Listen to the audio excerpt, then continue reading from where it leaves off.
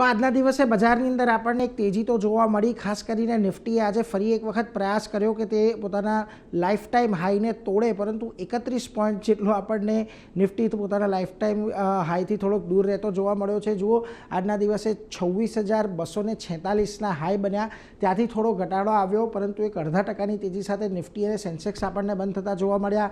Nifty બેંકમાં પણ એક પોઝિટિવ કારોબાર રહ્યો, પરંતુ એક બહુ જ નાની રેન્જની અંદર આજના દિવસે તમને નિફ્ટી બેંકની અંદર પણ કારોબાર થતો જોવા મળ્યો છે. વેલ, મિડ કેપ અને સ્મોલ કેપ આજના દિવસે થોડાક નરમ રહ્યા છે. મિશ્ર આમ તો ક્લોઝિંગ છે, પરંતુ મિડ કેપની અંદર તમે ખાસ કરીને જોશો તો ઉપલા સ્તરેથી આજે ઘટાડો આવ્યો અને ઓલમોસ્ટ ફ્લેટ લેવલે બંધ થતો જોવા મળ્યો છે. અને સ્મોલ કેપમાં પણ એક ફ્લેટ ટુ નેગેટિવ ક્લોઝિંગ આવતું જોવા મળ્યું.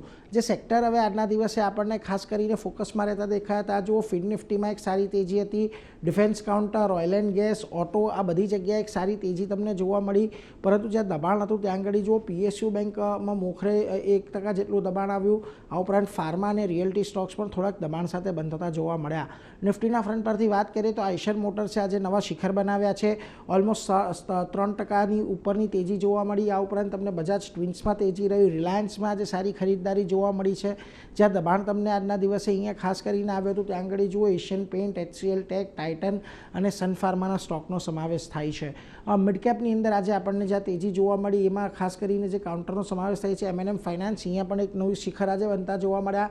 આ ઉપરાંત હિતાચી એનર્જી, ક્યુમિન્સ અને ગ્લેનમાર્ક ફાર્માની અંદર સારી તેજી રહી. જ્યાં આગળ દબાણ હતું આજના દિવસે મિડ કેપની અંદર ત્યાં જુઓ Vodafone idea, Biocon, Aurobindo pharma અને L&T ફાઇનાન્સનો સમાવેશ થાય છે.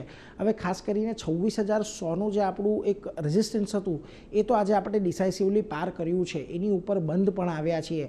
અને જે શિખર હતા એ શિખરથી આપણને થોડાક નીચે આવીને આજે આપણે બંધ થયા, પરંતુ જો કાલે સારું ફોલો બાઇંગ મળે છે, આપણને અમેરિકાના બજારોથી સંકેતો સારા મળે છે, તો શક્યતા છે કે કાલે આપણને એક નવા શિખર બનતા જોવા મળી શકે છે.